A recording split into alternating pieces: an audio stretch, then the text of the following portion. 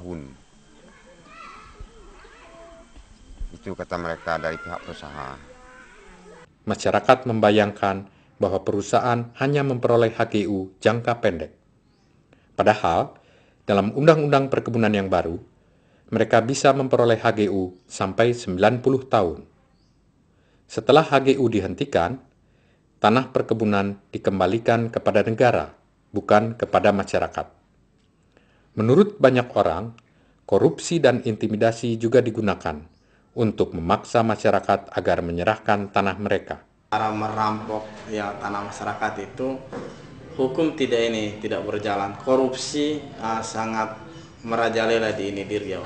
Gubernur, bupati, camat, kepala desa dan juga tokoh adat mau dibeli oleh perusahaan gitu. Dan kalau ada kasus atau ada yang melawan, perusahaan bisa suruh polisi supaya masyarakat ditangkap sehingga diadili dan juga dipenjara. Berbagai konflik muncul karena kebijakan yang ada tidak berpihak pada masyarakat serta dampak buruk perkebunan terhadap kondisi sosial dan lingkungan. Ini tanah masyarakat semua ini diserobot. Itulah sampai menimbulkan karena mempertahankan tanah inilah bapak yang kami dua tuh meninggal, diculik. Karena mempertahankan tanah inilah yang dekat pabrik ini. Itulah yang jadi korban dua. Nggak tahu siapa pembunuhnya. Tanpa ada usutan sampai sekarang. Bapak harus menyerah. Kalau Bapak tidak menyerah, ya Bapak menghalangi penghijauan. Ini hak negara, bukan hak Bapak. Nah, kami katanya apabila tanah yang tidak ada tanam tumbuh, itu hak negara. Walaupun sekalipun tanah pekarangan atau sekalipun tanah yang Bapak kerjakan, kami tidak mengaku. Ini tanah negara, dia bilang. Ini kami ambil. Apabila Bapak menghalang, kami akan dipenjarakan Bapak. Wah, kami merasakan apanya orang kecil. Kami takut dengan baju hijau, baju kuning itu kami menyerah. Lalu saya katakan, seandainya kalau digarap semuanya ini bagaimana Pak dengan kami yang mempunyai wilayah dan kami penghuni di sini? Menurut LSM Sawit Watch, sampai dengan tahun 2008, di Indonesia terdapat 576 konflik yang terkait dengan perkebunan sawit. Indonesia tidak sendiri dalam konflik terkait perkebunan sawit. Malaysia juga memiliki puluhan kasus pengadilan terkait konflik antara hak adat atas tanah dan perluasan perkebunan sawit. Di Kolombia, kelompok bersenjata dituduh telah mengancam dan membunuh petani untuk pengambil alihan lahan untuk perkebunan sawit.